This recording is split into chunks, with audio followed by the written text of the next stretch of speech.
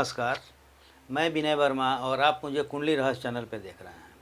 आज की इस वीडियो में मैं बात करने वाला हूं अत्यधिक कामुकता योग के बारे में। जब किसी इंसान को अत्यधिक कामुकता होता है तो ऐसे जातक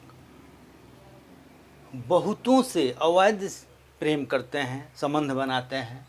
इसी को चरित्रहीनता योग भी बोलते हैं। तो यह कब लगता है, किसी जातक के अंदर ऐसी भावना कब जगती है, तो उसके बारे में मैं यह समझा रहा हूँ। सातवें भाव का स्वामी अगर 12वें भाव में बैठ जाए, अर्थात सातवें भाव में तुला राशि है और 12वें भाव में जाकर शुक्र बैठ जाए, तो ऐसे जातक अत्यधिक कामुक होते हैं। या 12वें भाव का स्वामी 7वें भाव में आकर बैठ जाए, जैसे 12वें भाव में मीन राशि है, मीन राशि का स्वामी गुरु होता है और गुरु आकर 7वें भाव में बैठ जाए, तो भी ऐसे जातक अत्यधिक कामुक होते हैं। अगला विचार, 7वें भाव का स्वामी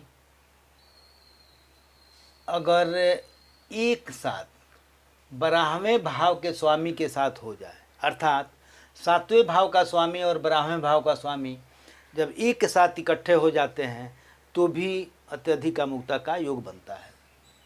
अगला विचार, 5वें भाव भी इसी योग में शामिल हो जाए। 5वें भाव का स्वामी 7वें भाव के स्वामी के साथ 12वें भाव के स्वामी के साथ एकत्रित हो जाएं, एक साथ बैठ जाएं इन्हीं दोनों भावों में, तो या ये दोनों भाव 5वें भाव में बैठ जाए इनके स्वामी, तो भी ऐसा योग बनता है। और ऐसे जातक मनोरंजन के रूप में इस विषय को लेते हैं और उस हिसाब से किसी के साथ संबंध बनाते हैं। अगला विचार, शुक्र और मंगल 7वें भाव में, 8वें भाव में और 12वें भाव में एक साथ बैठ जाए। ध्यान दीजिए कि शुक्र और मंगल 7वें भाव में या 8वें भाव में या 12वें भाव में एक साथ बैठ जाएं, तो ऐसे जातक एक से अधिक लोगों के साथ संबंध स्थापित करते हैं। अगला विचार,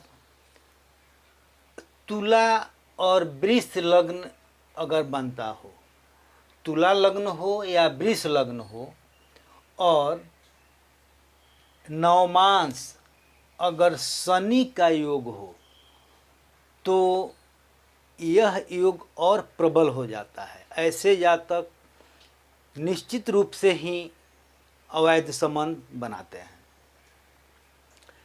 अगला विचार, गुरु अगर 7वें भाव, 8वें भाव और 12वें भाव पे नज़र रखता हो, गुरु का दृष्टि 7वें भाव, 8वें भाव और 12वें भाव में अगर पड़े, तो ऐसे जातक